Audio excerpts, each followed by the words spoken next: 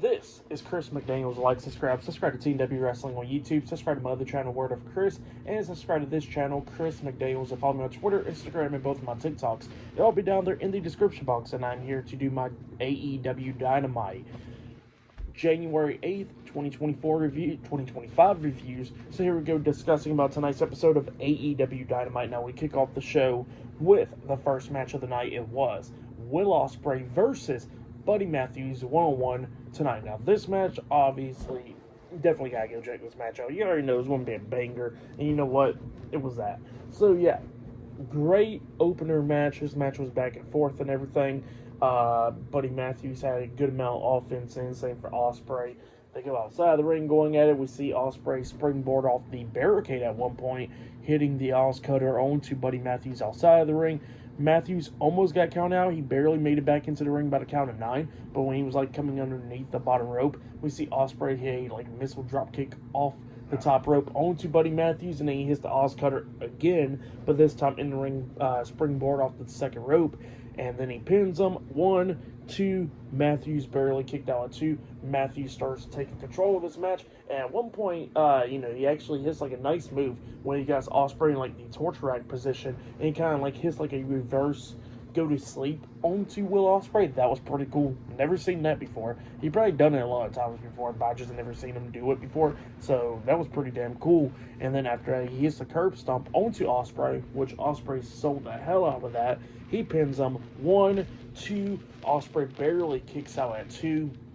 Ospreay was fighting back and everything, knocking down Matthews, getting 2 counts and stuff. He actually hit the Styles Clash onto Matthews, getting a 2 count as well. But then he goes to the corner, setting up for the hidden blade, and then all of a sudden we see Matthews looking at Ospreay, just staring at him go ahead and do it, pretty much type of stare. And then Ospreay hits the hidden blade onto Matthews, and then he pins Matthews for the 1, 2, 3. So yeah, Will Ospreay defeated Buddy Matthews tonight in a one-on-one match. That's what happened there. Great match for that match. I'll give it 4.5 stars. That's why I'll give it. It was a great match. I wish the crowd was a little bit more hot about this, but what can you do, But yeah, after the match ended, Will Ospreay actually grabs the mic and he starts talking, and he starts showing some respect to Buddy Matthews and all that.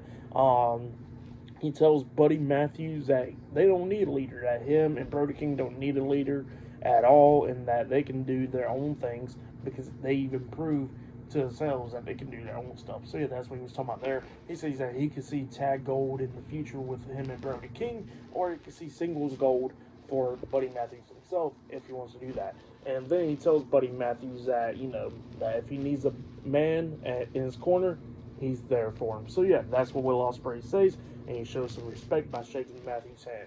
But yeah, that was pretty cool. Good stuff right there. But yeah, later on tonight we're going to be seeing Kenny Omega returning on AEW Dynamite tonight on Dynamite, and we're going to be seeing a lot more stuff happening tonight. So yeah, I'll see you guys later until the next thing that happens on AEW Dynamite. See you guys later. Till then. So the next thing to happen on AEW Dynamite, we'll get to the next match of the night. But before we talk about that next match, there was a segment before this actually where we see the AEW World Tag Team Champions, Mark Quinn and Isaiah Cassidy, private party. They come up and they get into their section and all that stuff, and they started talking about how they had their first ever title defense last week on Dynamite for the first ever time on Max and TNT, and it was in Charlotte, North Carolina, and that they retained their World Tag Team Championships. So yeah, that's what they was talking about there. But then all of a sudden they get interrupted by Bobby Lashley, Shelton Benjamin, and MVP, the Hurt Syndicate. So yeah, they come out there, and MVP says, well, they want to join in on the party and stuff. And then they was like, look, we want to have some cheers for this. And then they was like, cheers for Private Party retaining the AEW World Tag Team Championships last week on Dynamite. So that's what MVP said, and then Bobby Lashley grabs the mic and then he says, cheers for the Hurt Syndicate, soon to be AEW World Tag Team Champions. The Private Party was not happy about that, and then the Hurt Syndicate walked away, because up next, we get to the next match of the night. It was Bobby Lashley with Shelton Benjamin at ringside and MVP on commentary versus Mark Briscoe one-on-one tonight in a one-on-one match. So yeah, we get to this match. This match, it was good. Mark Briscoe trying to do everything that he could do to try to take down Lashley. At one point, he actually hits the flying elbow drop off the top turnbuckle onto Lashley. He pinned him, but Lashley kicked out at 2. Lashley was fighting back. He hits a spear onto Mark Briscoe, and then he picks him up, locking on the Hurt Lock onto Mark Briscoe, making him pass out. So Bobby Lashley defeated Mark Briscoe tonight in a one-on-one match. But then after the match ended, Shelton Benjamin gets into the ring. He starts attacking Briscoe, and same for Lashley. But then all of a sudden we see Private Party come running down there with some steel chairs, saving Mark Briscoe, having a stare off at Hurt Syndicate inside the ring. So yeah, that's what happened there. Pretty good stuff. But yeah, it looks like the Hurt Syndicate is definitely going after the AEW World Tag Team Championships. That's going to be some pretty good stuff right there. But yeah, for that match and all that, I'll give it 3 stars. That's why I'll give it was pretty good. But up next, we're going to be seeing the Casino Gauntlet match up next on Dynamite. And yeah, I'll see you guys later. Until then.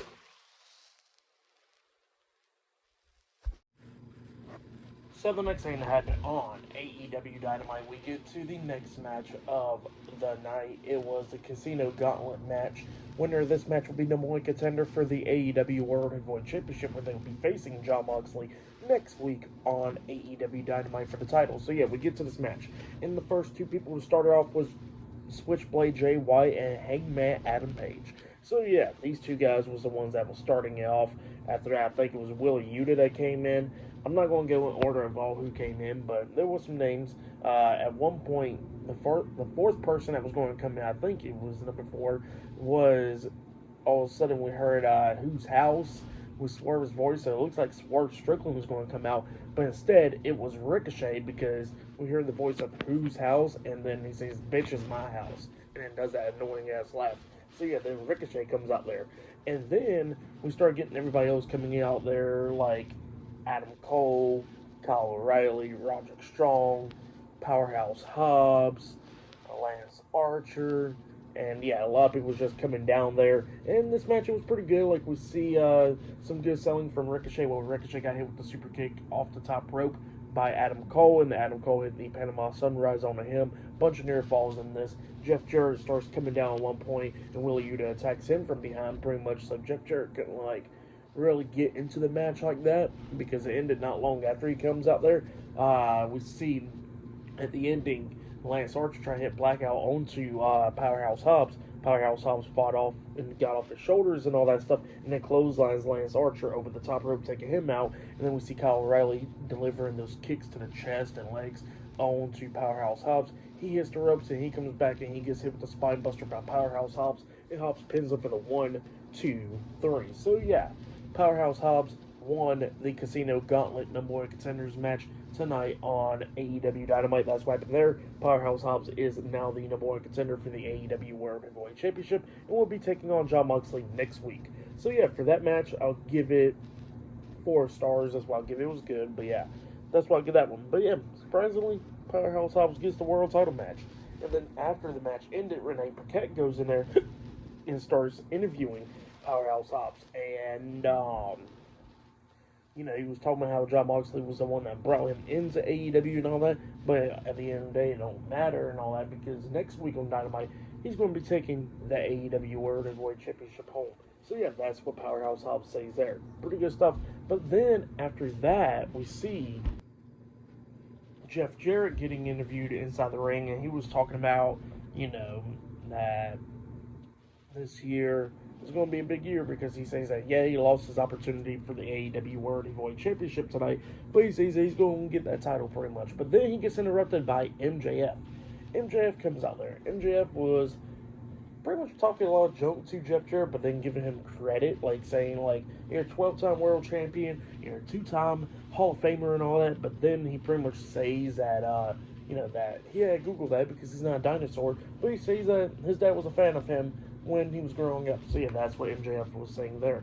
But then MJF throws out a proposal and stuff, and says that, Jeff Jarrett don't got much longer and all that, and all he got left is 1 year. So yeah, he tells the fans that Jeff Jarrett got a 1-year contract with AEW, and that's what he says there. Jeff Jarrett was not happy that MJF told the fans that, but yeah, that's what happened there. And then MJF was like, look, I understand you want to become AEW World Heavyweight Champion, you want to be a 13-time World Champion and all that. Well, here, how about this? He says that he will help him become the AEW World Heavyweight Champion if he gets his first shot. And the only reason why he wants to do all that is because so many people was in the title picture already, like Adam Copeland, well, Cope now, which is a dumbass name. Cope, John Moxley's there, Adam Page, Adam Cole, a lot of people. So yeah, that's what he was talking about there. Just too many names in the world title picture, and he says that that's too much work for him. So he says that he will help Jeff Jarrett become world champion if he gets first shot. So yeah, that's what MJF says there. He extends his hand out and tries to shake Jeff Jarrett's hand. But Jeff Jarrett asks for the mic, he got the mic, and he starts talking. And he was talking about how you learn way more from your failures and your successes and all that stuff. And he sees that MJF is way too damn young and he don't know shit, pretty much. So yeah, that's what Jeff Jarrett was saying there. And he says that he will become world champion and all that again, but he says that he don't need MJF's help. So yeah, that's what he says, that he calls him an annoying ass prick. And yeah, MJF was not liking that, and Jeff Jarrett walks out the ring. But yeah, that was pretty good stuff. I liked it. Really good stuff. Promo from MJF and Jeff Jarrett there. But yeah, that's what happened there. Good stuff.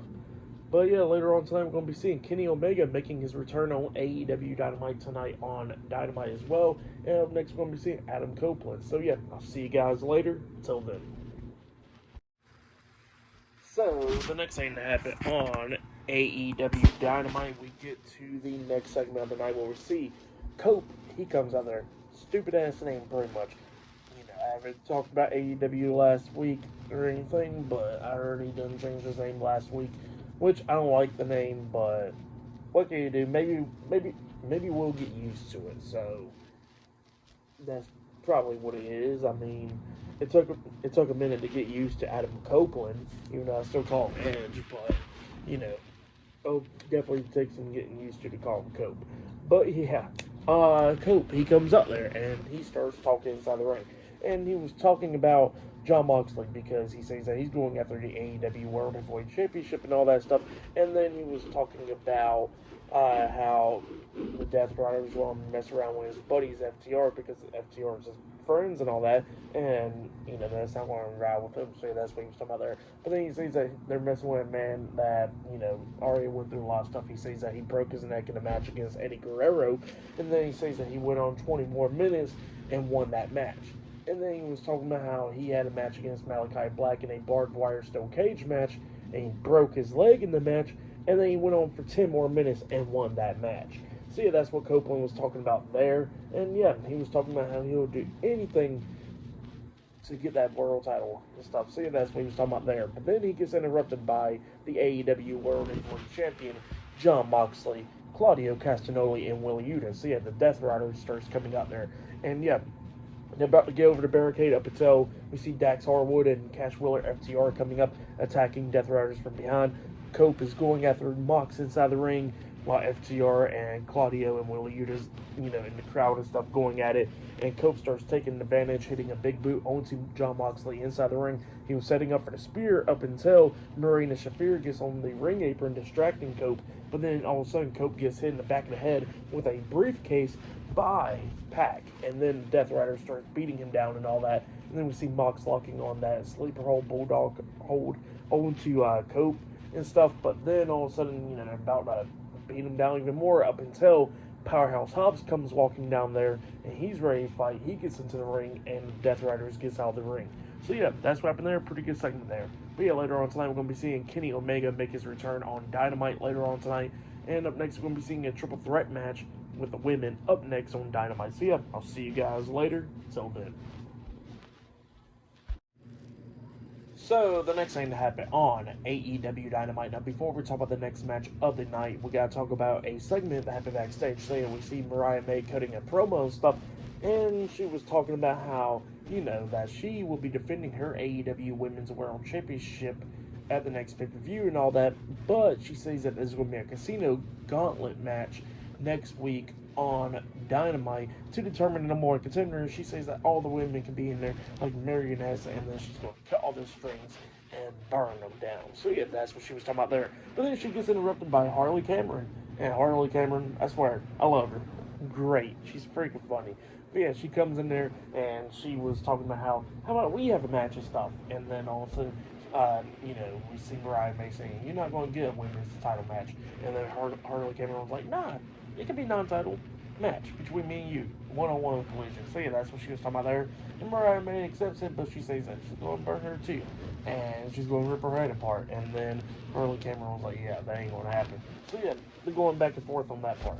But then after that, we get to the next match of the night. It was Toni Storm versus Chris Statlander versus Willow Nightingale in a triple threat match, and winner of this match will be into the Casino Gauntlet match next week on AEW Dynamite to determine the number one contender for the AEW Women's World Championship.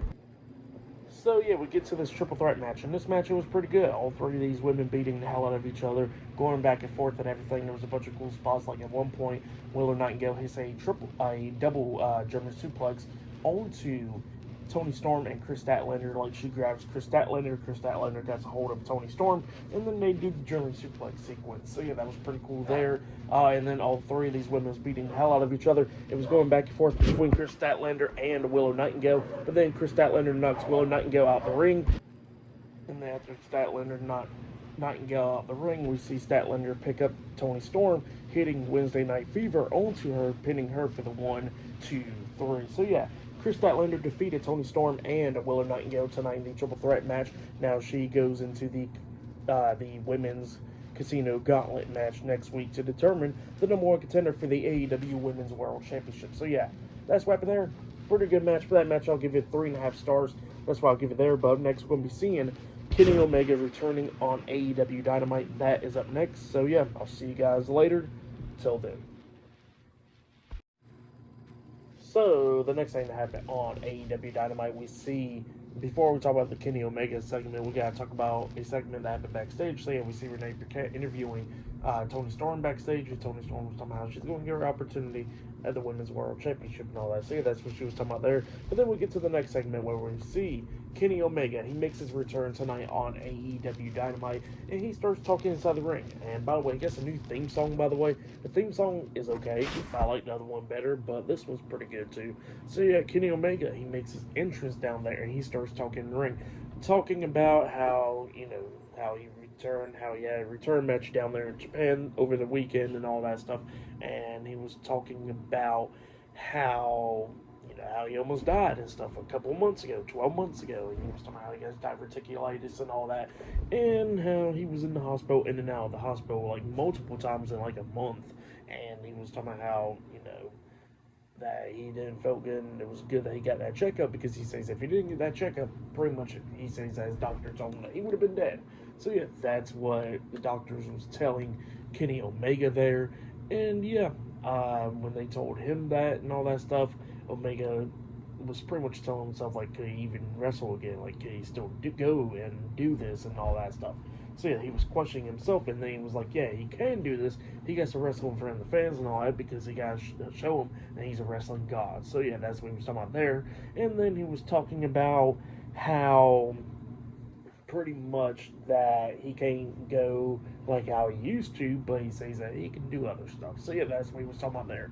But then also he gets interrupted by Don Callis. Don Callis comes out there, and he don't even get into the ring. He's like on the ramp, and he says, look who's back from the dead. And then all of a sudden Kenny Omega gets out of the ring and starts attacking Don Callis, beating him down and all that, up until Lance Archer and Brian Cage comes down there, beating the hell out of Kenny Omega. They throw him into the ring, beating him down. Omega try to fight back, but it's 2-on-1. And then we see Kyle Fletcher coming down there, beating Omega down as well. Brian Cage punches Omega right in the stomach and stuff, laying him out. And then all of a sudden Will Ospreay comes out there with the steel chair, hitting Lance Archer in the back with the steel chair, because he done got out of the ring. He gets into the ring chasing Kyle Fletcher and Brian Cage off, so they all ran away. And then all of a sudden Omega was getting back up, and then it looked like Will Ospreay was going to hit Omega with the steel chair, until Omega turns around and they got face to face. So yeah, that's what happened there. Pretty good stuff, and the fans were going crazy when they got face to face. I like that though. That was pretty good. Tonight's AEW Dynamite was a pretty good show. For match of the night, I gotta say, it was Will Ospreay and Buddy Matthews. That match was really good. But yeah, for tonight's AEW Dynamite, I'll give it 8.5 stars. That's why I'll give it. It was a pretty good show. But yeah, that has been my AEW Dynamite January 8th, 2025 reviews. Like, subscribe to Team W Wrestling on YouTube, subscribe to my other channel, Word of Chris, and subscribe to this channel, Chris McDaniels. And follow me on Twitter, Instagram, and both of my TikToks. I'll be down there in the description box. And I'll see you guys later. Till this Friday Night SmackDown reviews. See you guys later. Till then.